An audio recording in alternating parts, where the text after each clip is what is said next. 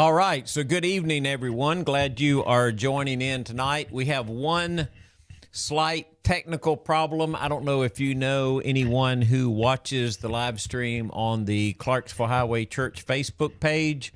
If you do, I put a message on there. For some reason, the video is not loading there. I'm sorry. I don't understand why. It is scheduled to go to two Facebook pages, a YouTube channel, a website.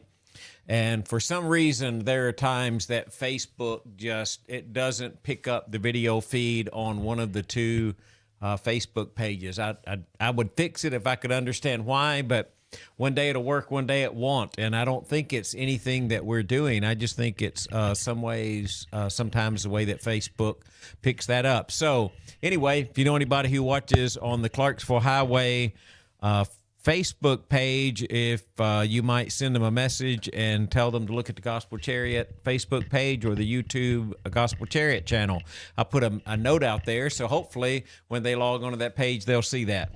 So, but again, thanks for joining in. We've been doing this, I think studies being a little bit generous. It's probably kind of rambling thoughts about what God is like. And as we've gone through that, one of the things that I've tried to show from that is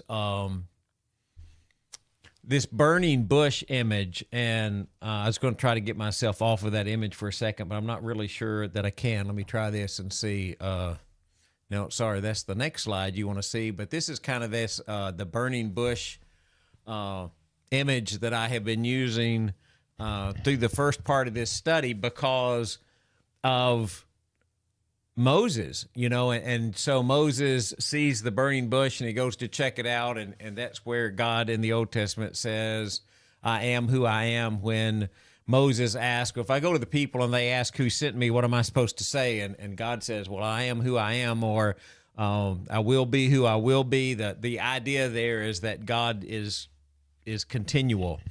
And I started thinking about that, and I was just thinking about this study, and this study will go pretty much until Christmas Eve. I will not live stream on Christmas Eve or New Year's Eve, but up until that time, I'm looking at this series of thoughts about what is God like. And when I thought about that, I thought about that burning bush. This image kind of pops up, and this is it's a traditional American image of Jesus. And I try to do some research on this, and please, before you would criticize kind of what I'm going to say here, I am not an expert on art. I am not an expert on where this image came from. I just did kind of a quick Google search. I know sometimes you have to be careful about what you find on the internet, so that's why I say this with a little bit of caution. This traditional American image, it said that it originated in Europe, but it was Warner Salman, who I think that's how you pronounce it. It's Sallman. He did this image called The Head of Christ.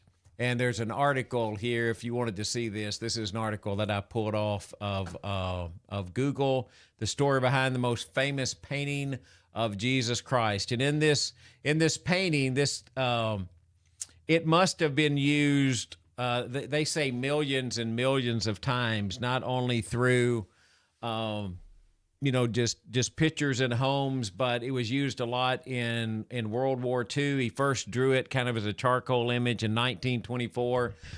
He titled it The Son of Man. It started getting wider recognition, and during World War II, it was the USO, the Salvation Army, YMCA handed out pocket versions of the painting. It became very, very popular, and this kind of became, at least in some ways, when you start looking at American art, this is kind of like the traditional image of what Jesus looked like, which is probably not correct.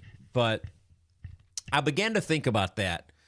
And I just thought about the struggle of trying to illustrate Jesus with an image. And it made me think about this passage over in Isaiah, where it says in Isaiah chapter 53, verse 2, He grew up before him like a tender shoot, like a root out of dry ground. He had no beauty or majesty to attract us to him, nothing in his appearance that we should desire him. And so most of our images, like the one we're looking at here, they portray Jesus, especially after this head of Christ image. And if you look some of the more modern renditions of Jesus, we tend to make Jesus look, I would say, fairly good looking.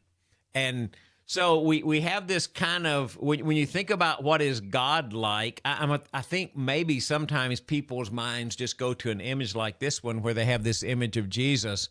And you know, this passage in Isaiah we looked at, that there was no beauty or majesty to attract us to him. I actually get some comfort in that, because when I do that, I think back to something that the Apostle Paul wrote, and he said in 2 Corinthians chapter 10, verse 10, some say his letters are weighty and forceful, but in person he is unimpressive and his speaking amounts to nothing.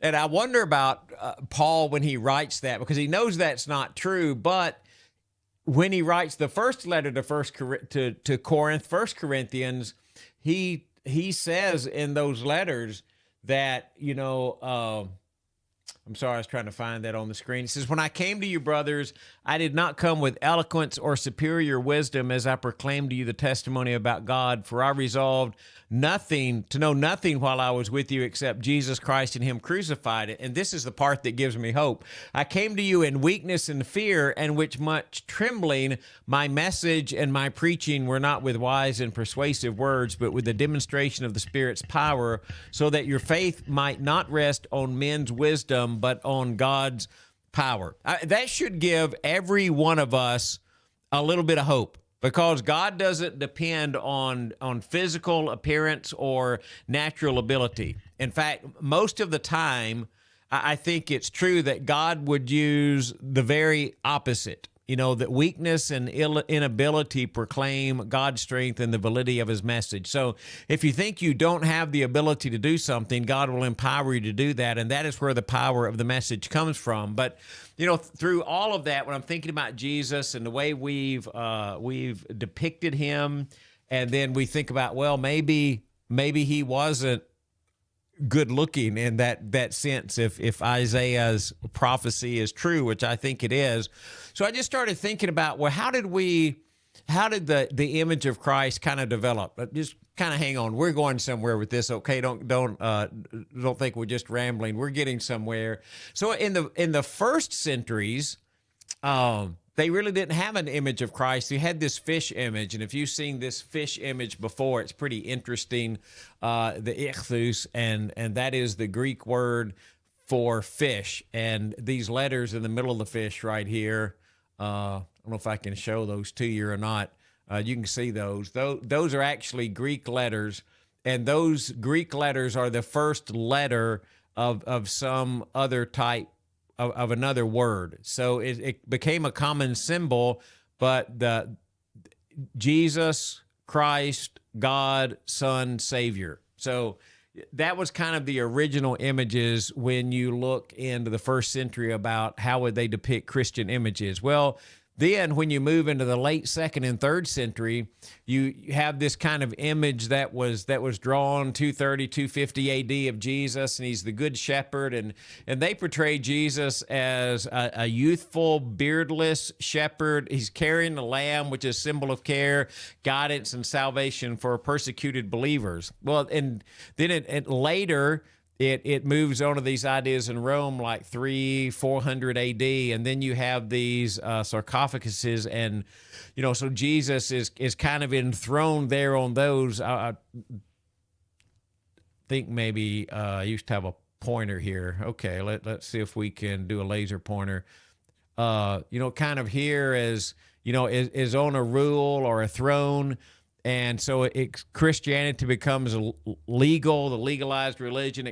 Art kind of moves into public life. And then later, when you get into the 6th century, you have these images like this that kind of depict Jesus. This is, some say, the earliest surviving painted icon of Jesus. showing his nature, human and divine. And so then they have kind of this image of Jesus. And then, we kind of get into that American image that we looked at earlier. And so when you think about what is God like, and if you start out with that burning bush, which we started with, I kind of went a different direction. And I was thinking, if I want to kind of see an image, and I have something in my head about what God is like, often in my mind, my image just goes back kind of to an empty tomb. You have Jesus, and he arrives on the scene, and he makes statements like, no one has ever seen God, but God, the one and only, who is at the Father's side, he has made him known. And in that message, Jesus is speaking about himself. And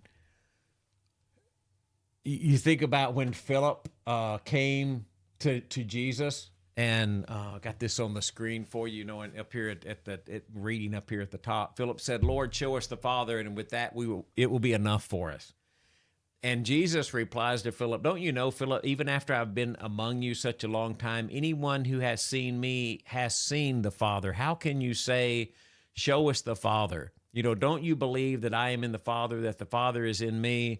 Then he comes along, Paul comes along writing later, and he says in Colossians chapter 1, speaking of Christ, he is the image of the invisible God, the firstborn over all creation. For by him all things were created, things in heaven and on earth, visible and invisible, whether thrones or powers or rulers or authorities, all things were created by him and for him. So Jesus comes along and says, if you want to see God, then you look at me. And even over in Hebrews later, it says, in the past, God spoke to our forefathers through the prophets at many times and in various ways. But in these days, these last days, he has spoken to us by his Son, whom he appointed heir of all things, and through whom he made the universe. So Jesus is the representation of God. And when we try to put him in kind of a physical form, like a painting, I'm not saying that if you, I don't know if I can do this in the slideshow or not, but if you go all the way back here to this first painting of Jesus, I'm not saying that painting is I'm not saying there's anything wrong with that painting, okay? But it's just sometimes when we start to think about Jesus, or we start to think about who Jesus is, what kind of thing do we visualize? And I personally, my mind kind of goes back to this empty tomb, because it is so very, very difficult for us to understand and kind of comprehend an image of God and even an earthly image of Jesus when we don't really know exactly what he looked like. So we've talked in the past about God being all-powerful and God being omniscient and God being all-powerful, and then my mind kind of went blank there. Like in the first lesson, we talked about who God is. And kind of tonight, I just started thinking about how much God knows. And I don't mean like that God knows every answer to every math problem, or that God, God is infinite in wisdom, and there are a lot of different paths we could go down to try to grasp this idea about what God knows.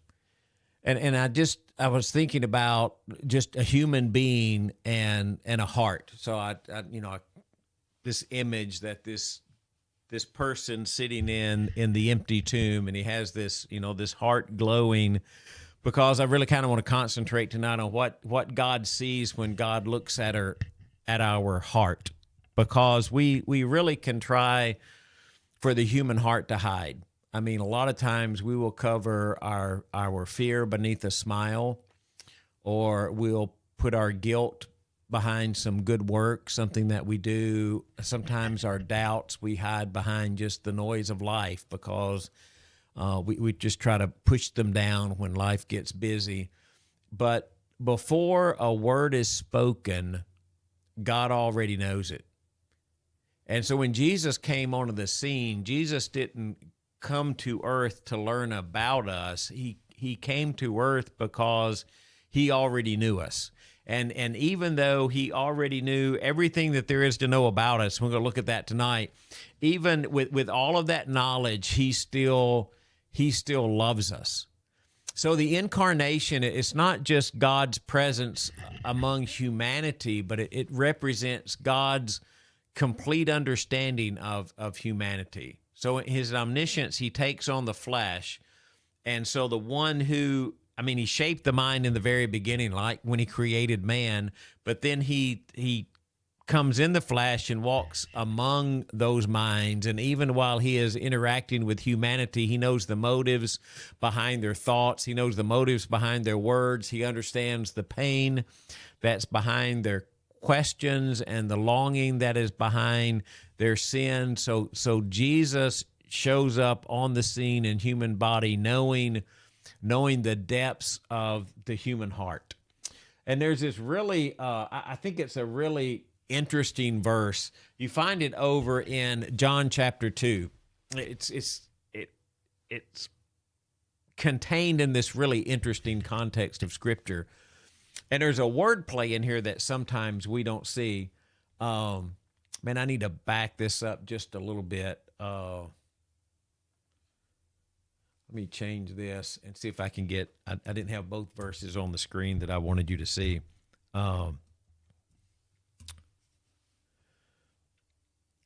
So verse 23 right here is where I'm reading, if you're trying to follow along on the screen.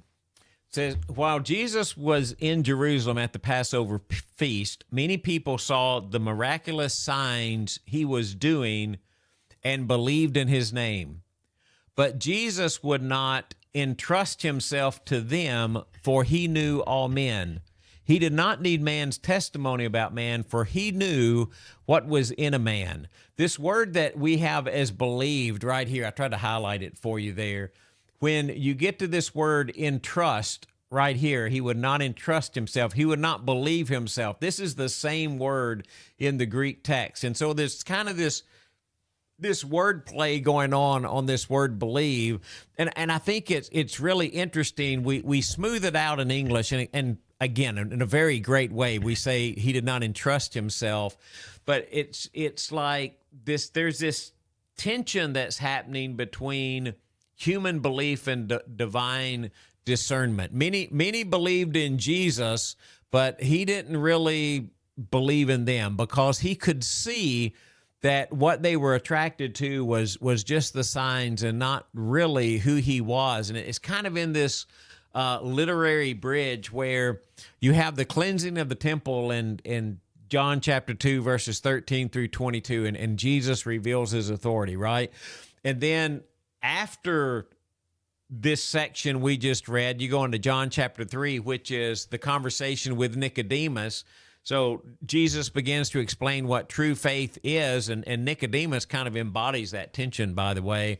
He kind of believes Jesus' signs, but he's not quite yet sure what to do with all of that. So Nicodemus is struggling with whether he believes in Jesus as the Messiah.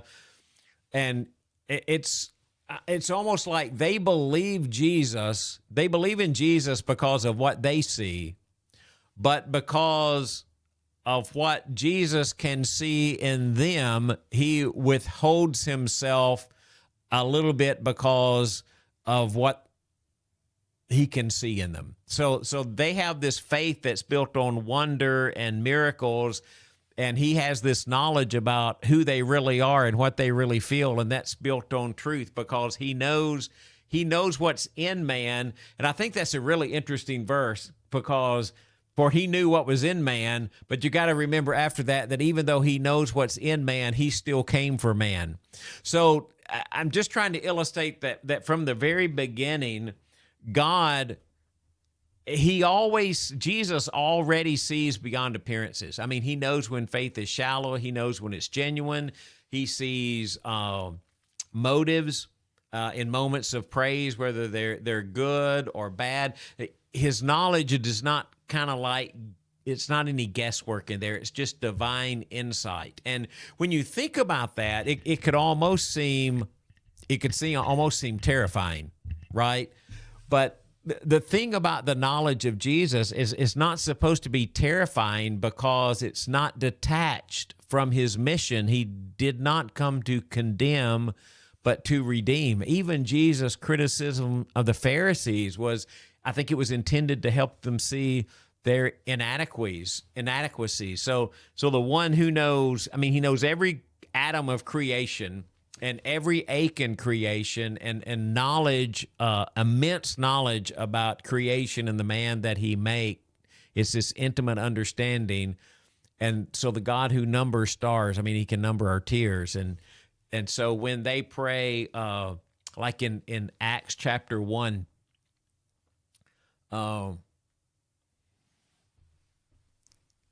when they pray that Lord, you know everyone's heart, show us which of these you've chosen, when they're trying to pick a disciple, that is the God that we know, the God that knows every heart.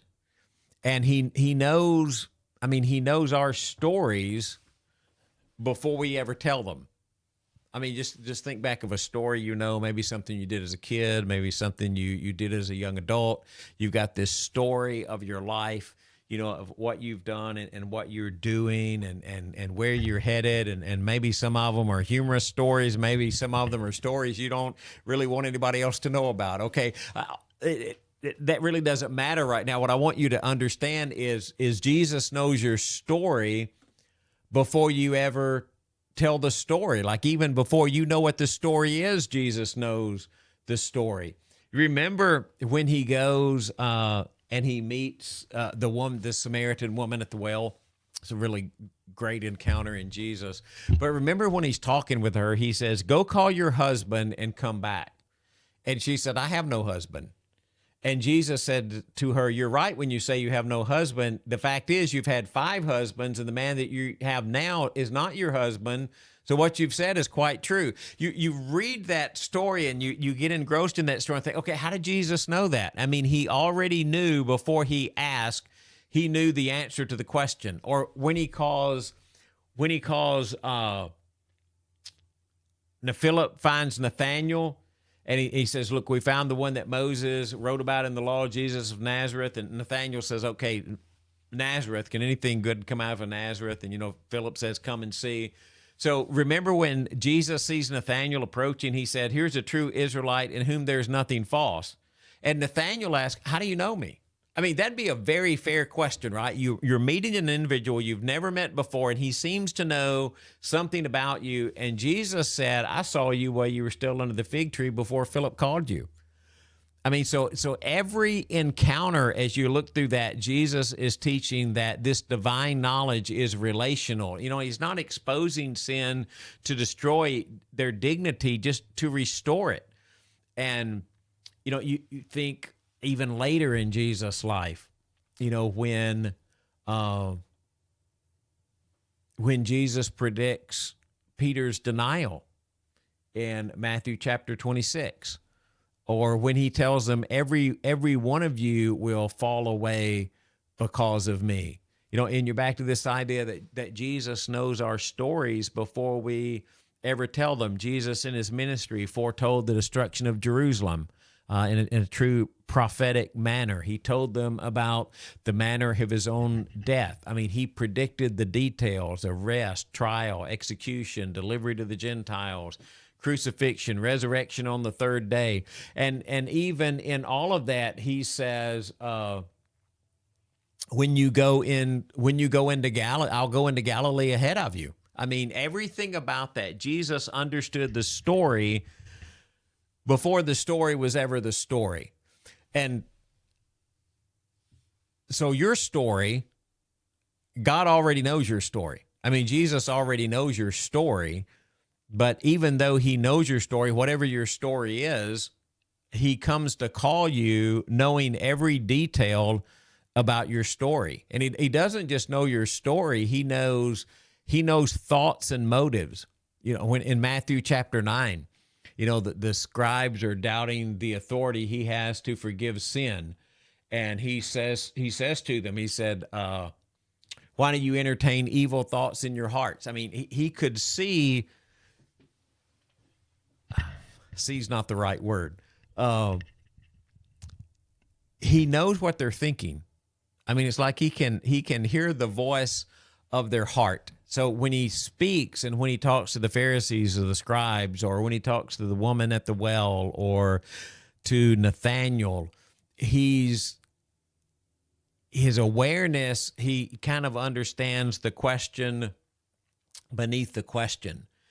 And you see this reflected all the way back in the Old Testament. In one of my verses I really like. It's a frightening verse and an exciting verse all at the same time. It's David's final words to Solomon. And he says, and you, my son, I'm reading right here at the top, and you, my son Solomon, acknowledge the God of your father and serve him with wholehearted devotion and with a willing mind. For the Lord searches every heart and understands every motive behind the thoughts. So God understands your thoughts, your motives, the reason why you do things, even when you don't understand the reason why you do things.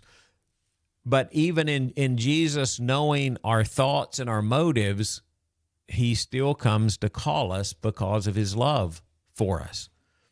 And even with love, I mean, God knows our love and he knows our weaknesses. Peter knew Peter was going to deny him before the rooster crowed. Jesus also knew the shame that was going to follow Peter. He knew the tears that Peter was going to weep. He knew the courage of Peter, that he would rise again, and, prayed for him to be strengthened. So when he meets Peter on the shore, all of that is just grace waiting to encounter Peter again. And that's what divine knowledge looks like in human flesh. I mean, he knows the dark corners of the heart. He knows the light corners of the heart. He knows the doubts that we never voice. He knows the sins that we repeat or the sins that we don't repeat. He knows the moments that we wish he hadn't seen. And all of that, he still calls us to follow him. When he questions Peter, remember at that shore in John chapter 21, and Jesus asking Peter, do you love me? And Peter says, yes. And he said, Peter, do you love me? And Peter says, yes. Because the third time he says, Peter, do you love me? And Peter's answer is so revealing. He says, Lord, you know everything. You know that I love you. And Jesus said for the third time, feed my sheep. And there's another verse that relates to that, I think in a really real way.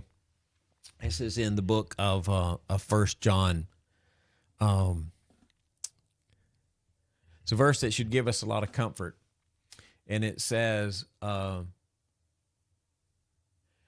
this then is how we know that we belong to the truth and how we set our hearts at rest in his presence. I mean, wouldn't you like to be able to set your heart at rest in the presence of God with, not feeling any kind of condemnation or guilt or anxiety or questioning about things that you've done?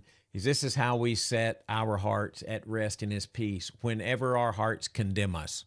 So just think of what John's writing. John's writing about, okay, here's a moment when your heart condemns you for some reason, for God is greater than our hearts and he knows everything.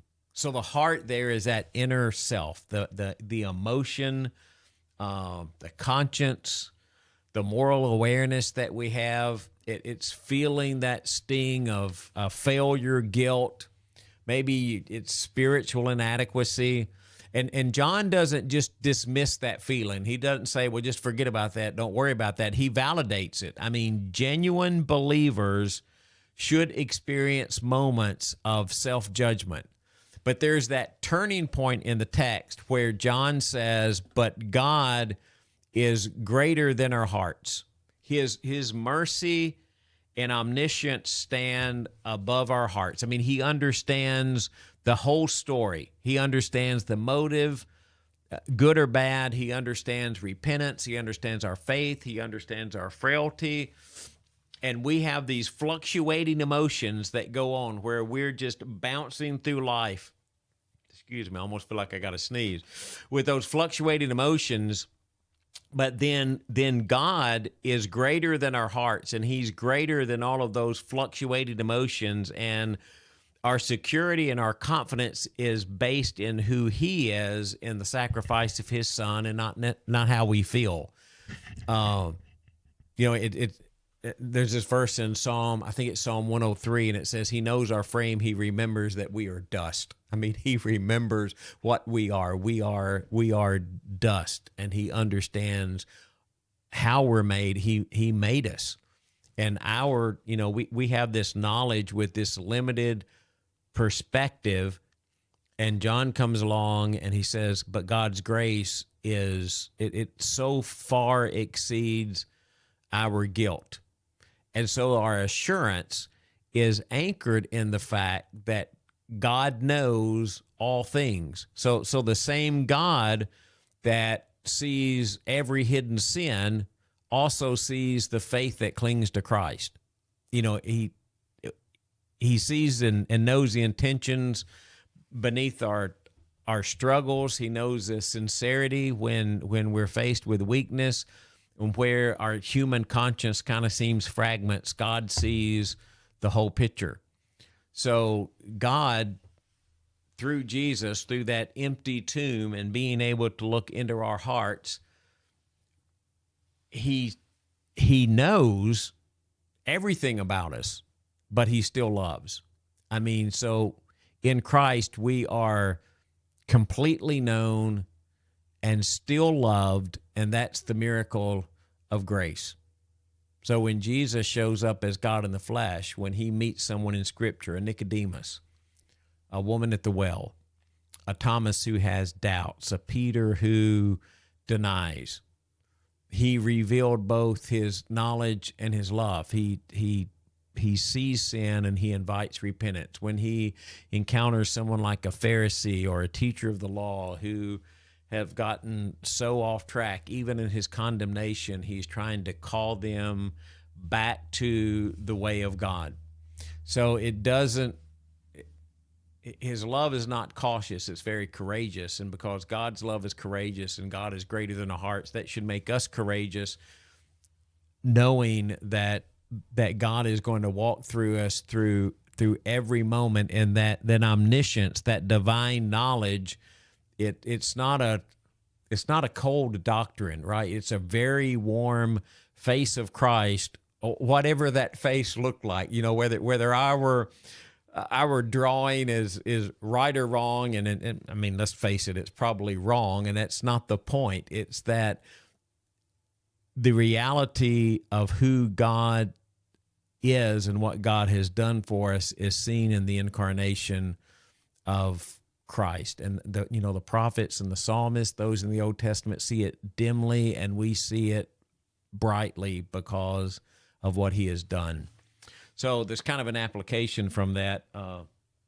One, it's if you're a believer, I believe the application for that is you just live transparently before God. I mean, and by transparently, I mean you can't hide anything from God. You can't be secret about anything away from God.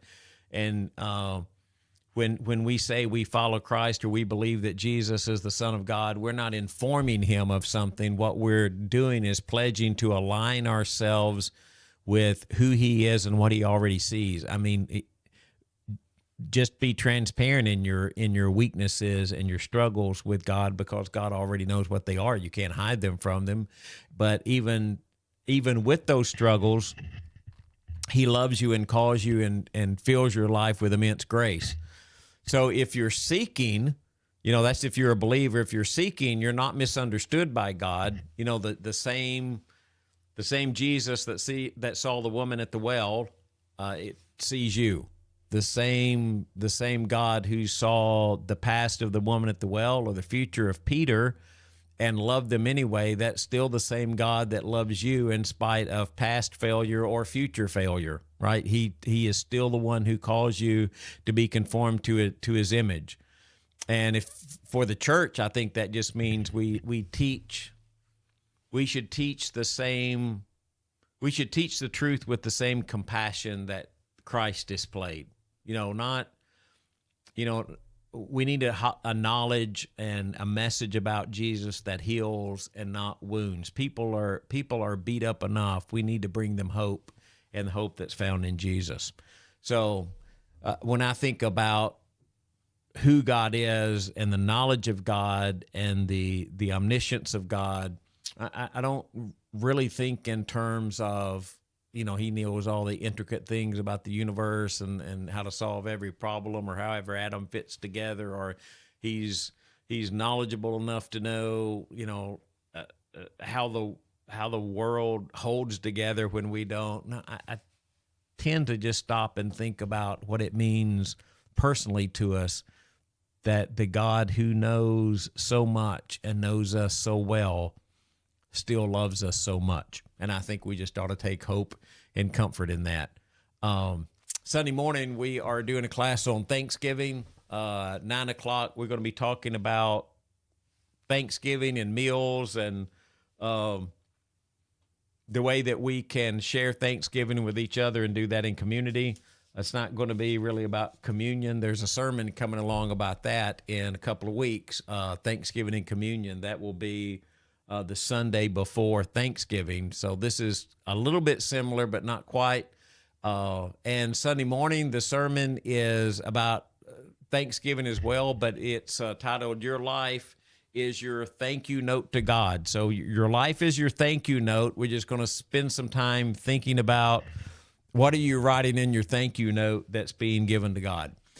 Thanks for joining in tonight, and went a little longer than 30 minutes. Sorry about that, but I appreciate you listening and appreciate you being able to tune in and willing to tune in, and I will speak to you again next week. Good night.